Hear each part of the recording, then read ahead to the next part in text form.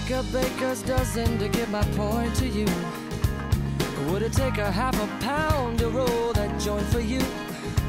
Or would it take some Hail and Mary so full of grace to get my sound to you? Will you help me break it down and get on through? Now to the other side.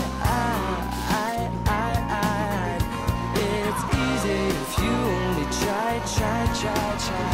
We don't lie down on the job, oh no. Because once we hit the top, there's no stopping us. No. Ain't no stopping us. Should I address all my letters to the well-to-be? Or should I say return to senders, just a well be done? Or should I better not take it so personal? ¿Sabes? Este rollo argentino de socorrista es cojonudo. Porque todas las chicas se vuelven locas, ¿sabes? Vos tenías que probarlo, ¿eh? Yo no soy argentino ni nada, yo soy de Cornellá, de Llobregat. ¿Querés algo?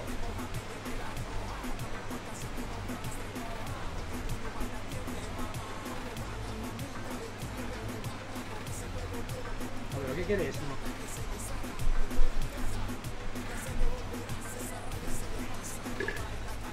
¡Ah, una cerveza! ¡Rafita! Ponele una cerveza al... ¿Cómo llamás? Bueno, ponele una cerveza. Rapidito, Rafita.